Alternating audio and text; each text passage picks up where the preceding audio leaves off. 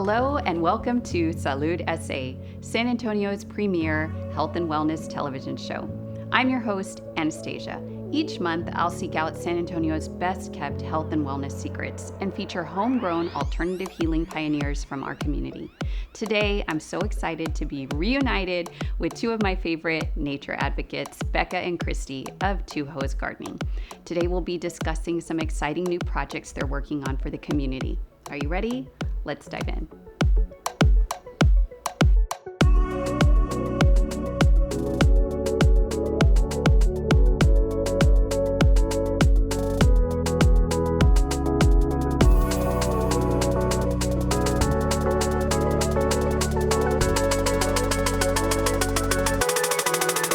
Welcome, Becca and Christy. I'm so excited to have you back. It's been a year, almost a year since I've seen y'all. I can't believe it. It's like it just flew by.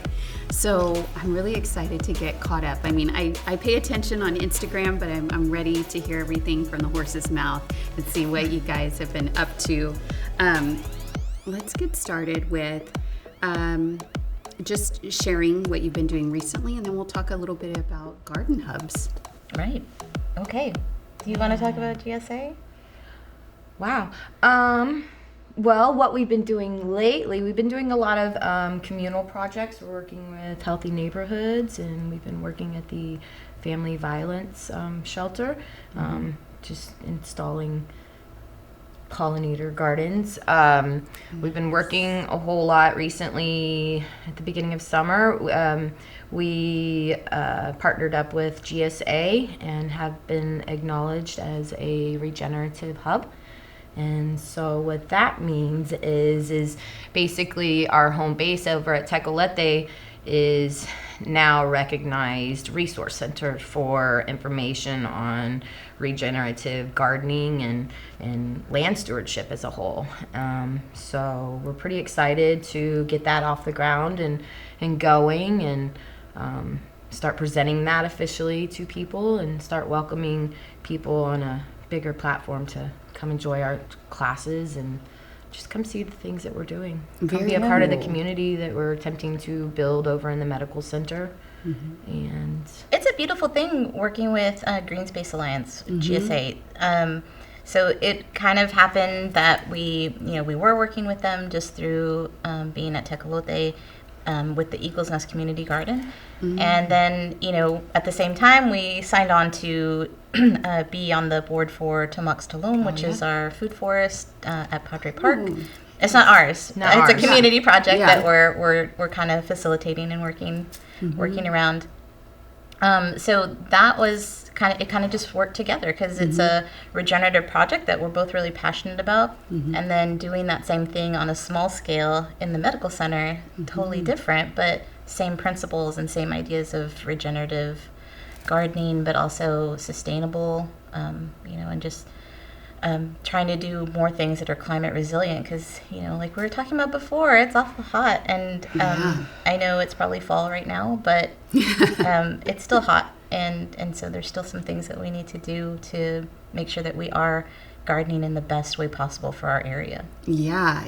And I'm sure I know there is a need for it for sure, because the average Joe, like myself, does not know what to do. I mean, I would just watch my facade of a lawn just wither up and die, kind of thing.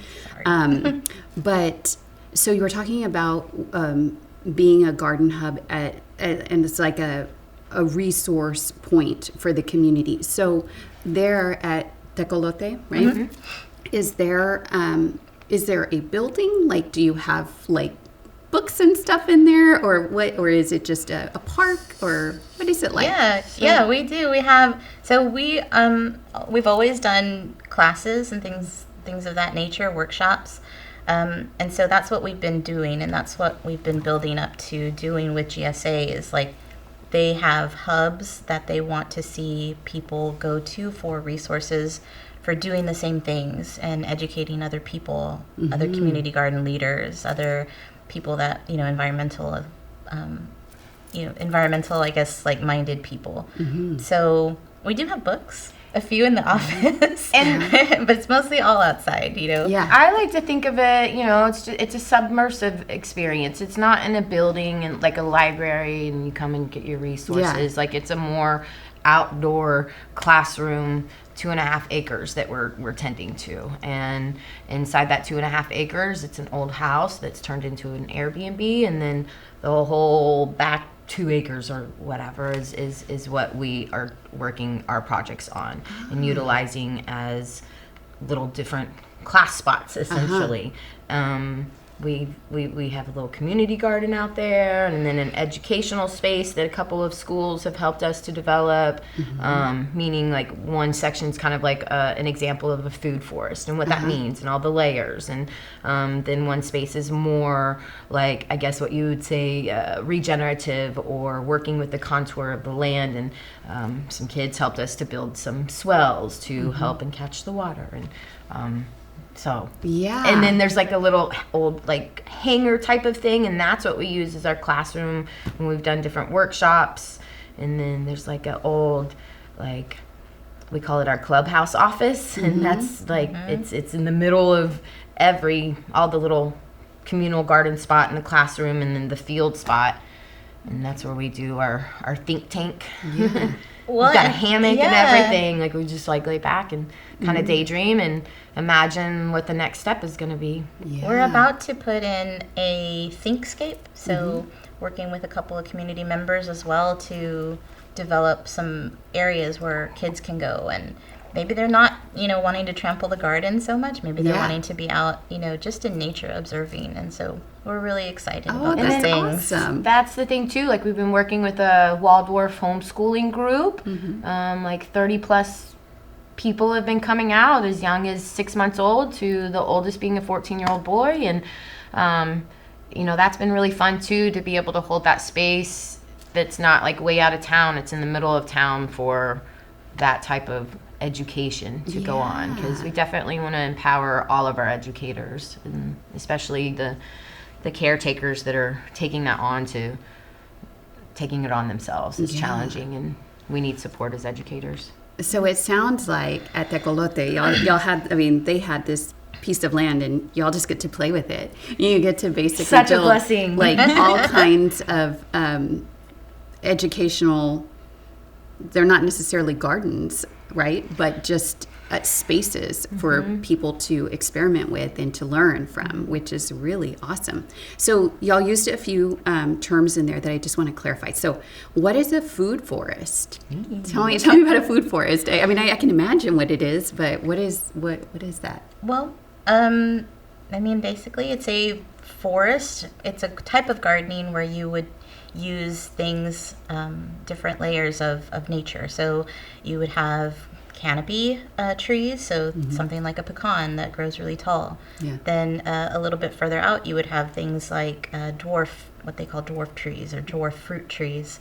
So maybe something like a loquat or mulberry or pomegranate, something like that. And then continuing down the layers, you would have more pollinators or bushy items that grow well, vines, blackberries, and then coming even further down, your cover crops or your regular like perennial your flowers herbs, and your strawberries, so it's all from the soil up. Like it's the health of the soil all the way up. It's the way that all of our indigenous ancestors would have farmed or gardened or grew food back in history.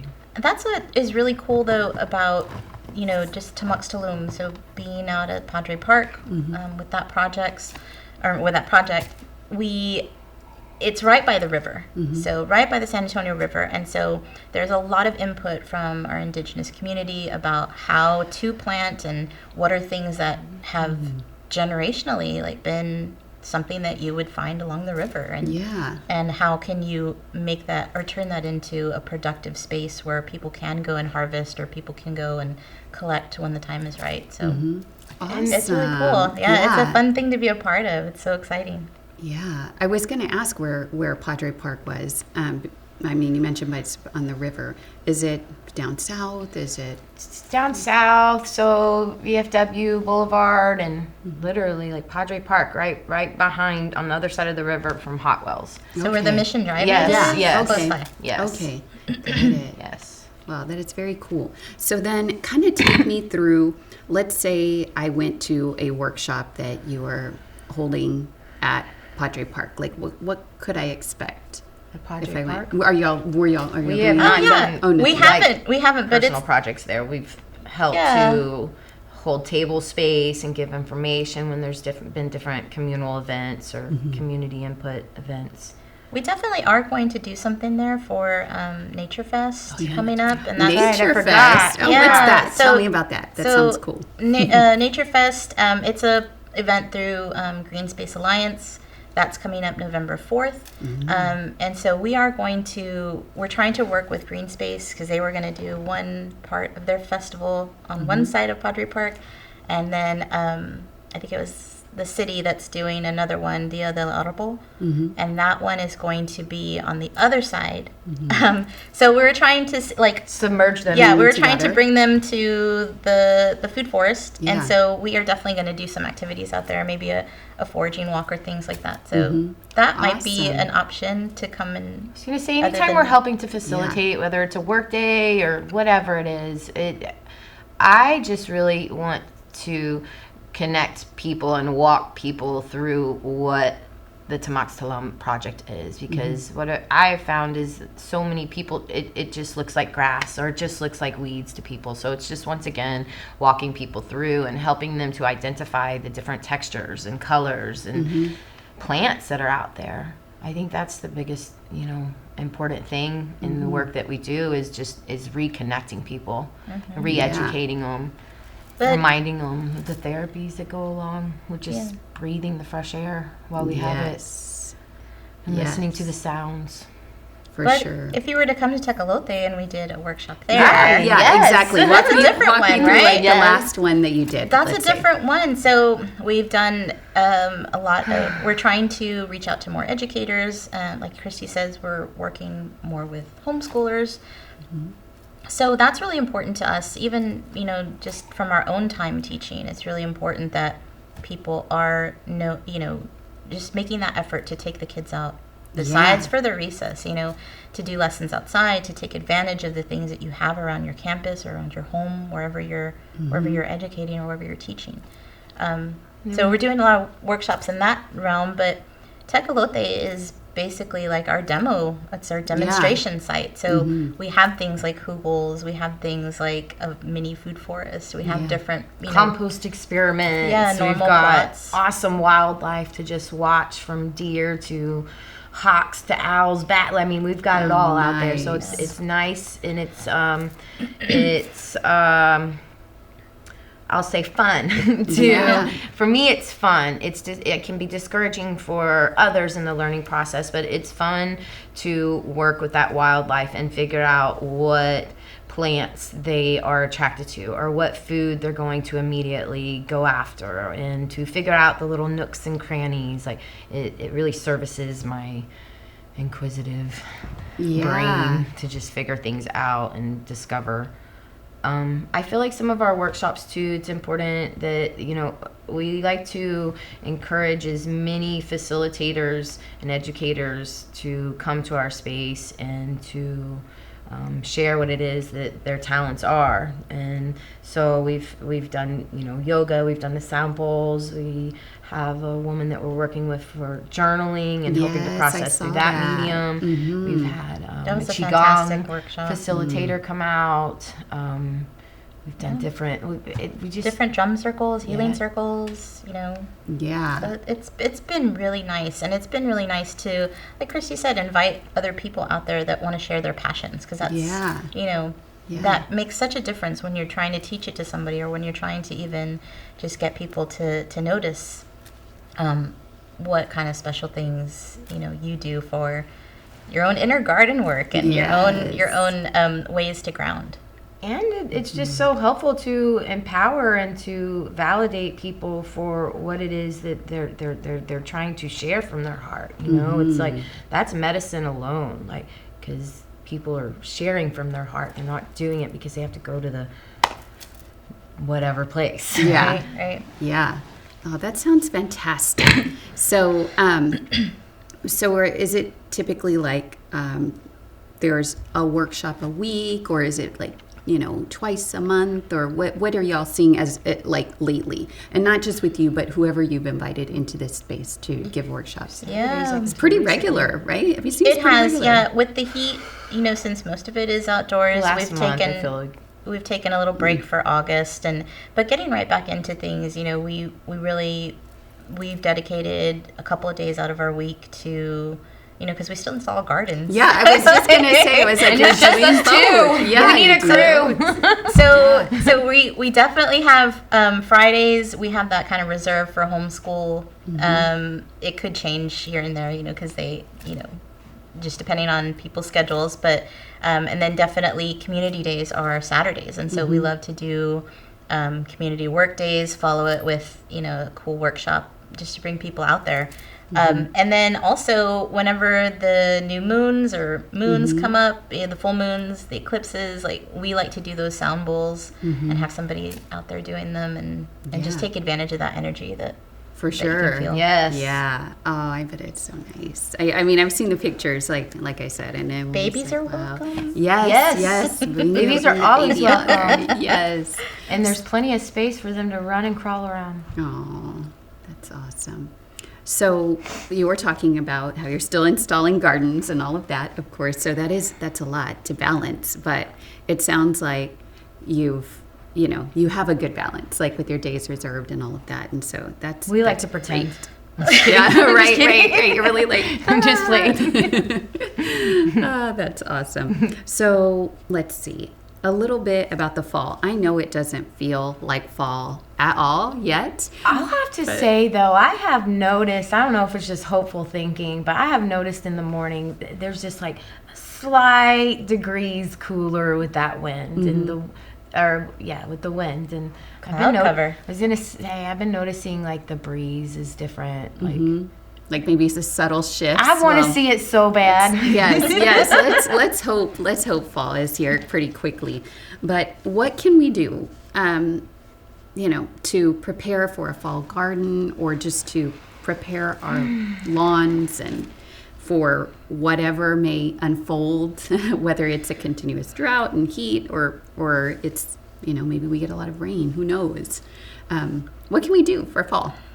Well, fall is a really great time to start if you have the need for trees, which we all do. If we you need have to the start need, getting those in ASAP. Yeah.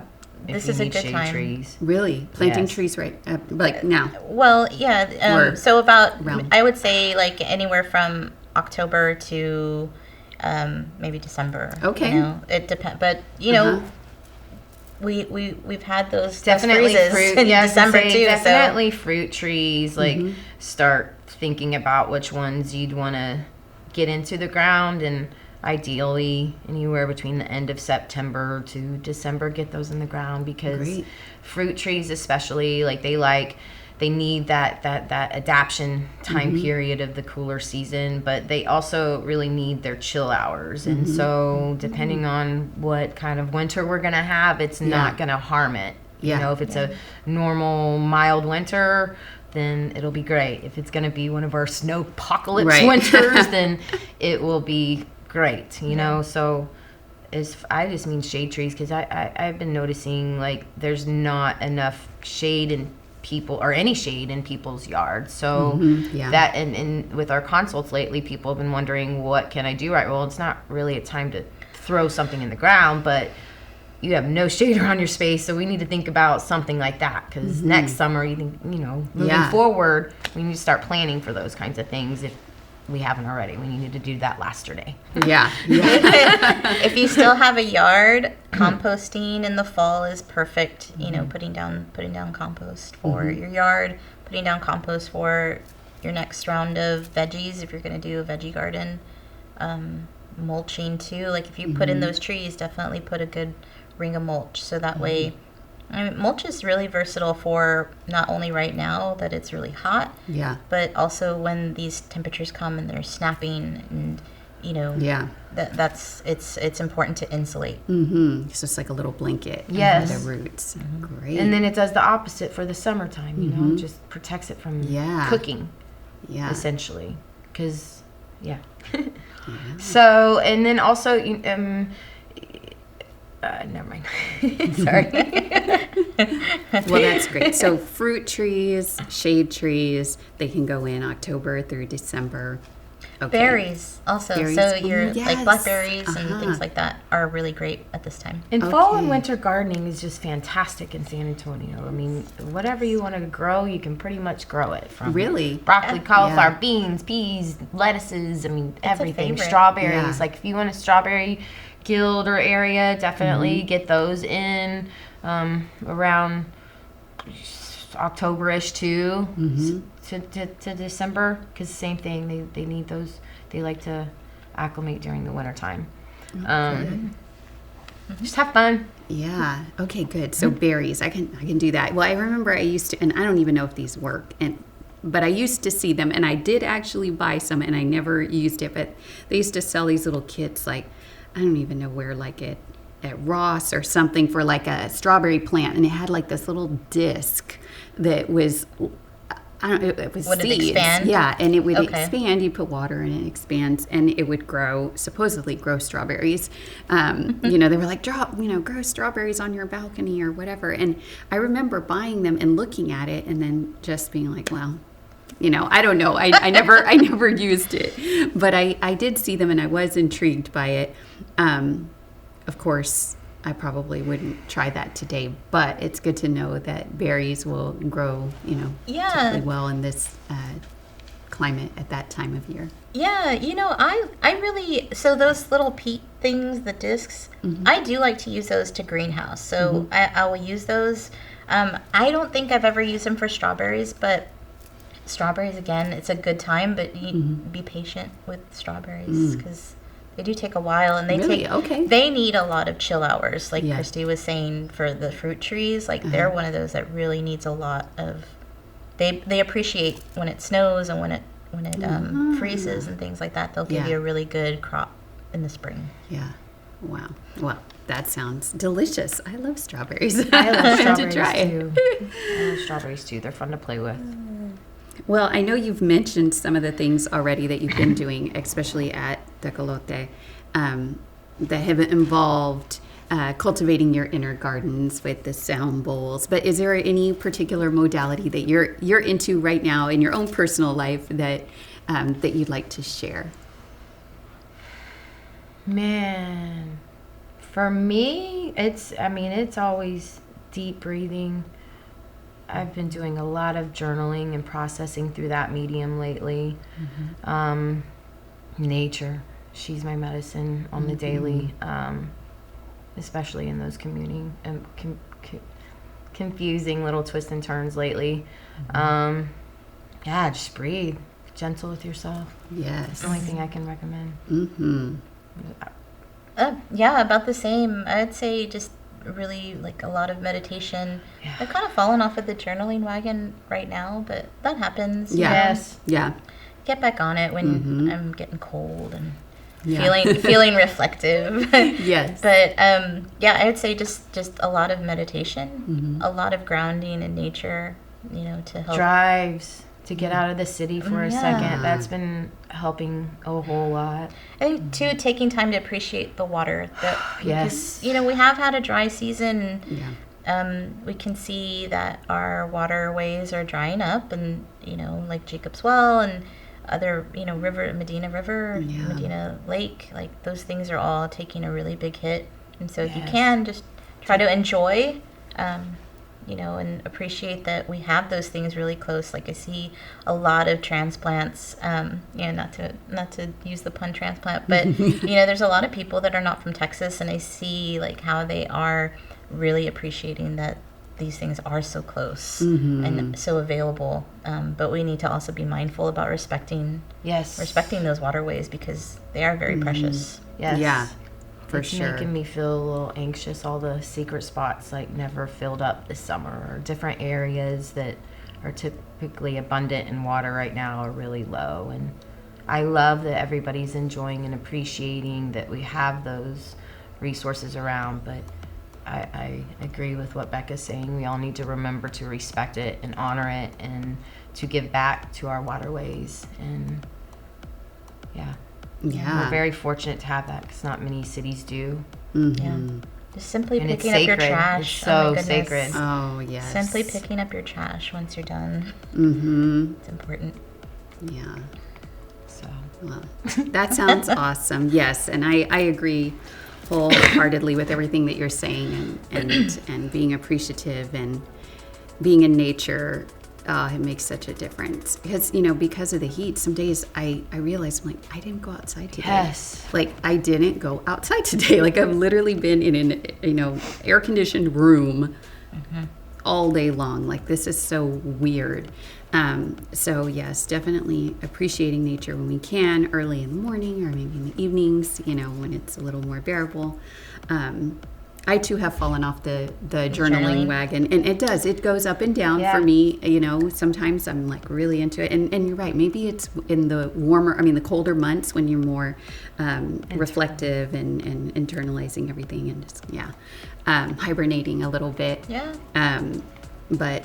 And the meditation, yes, I wholeheartedly agree with that too. And it's always the most challenging when you're the most stressed out. Like this last month, July was extremely busy for me, and I was not meditating like I should have. I would maybe like here and there every other day, 5-6 minutes, and I could totally feel it. And there was I think it was MLK. He had a quote if you're, I'm very paraphrasing here, but if you're stressed out about something, and you say you don't have enough time to meditate, he's like, you should be meditating 2 hours. He's like, and he may have said, if you don't have time to pray, if you think you don't have time to pray, then you really need to be praying 2 hours a day. Yes. Or, that's when you need to do it more. And so I was like, okay, remember that.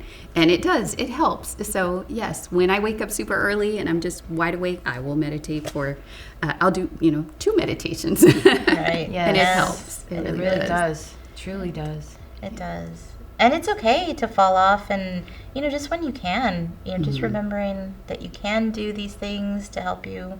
It doesn't have to. You don't have to be a yogi. You can exactly. You can just take your time when you need it. Yes. And sometimes the word meditation, it's overwhelming for people. They start I don't know how to quiet my mind or sit down for 5 minutes. What? But 5 minutes flies by like that. And sitting down, you don't have to have a full-on enigma experience. You can just simply daydream on a freaking star or a flower. There's walking meditations just to center and get yourself into your body. I think that's the most important thing is the pace of life and the way our minds are overstimulated in general. It's just to get yourself back in your body. Yes, I agree. So before we close out, how can people find you?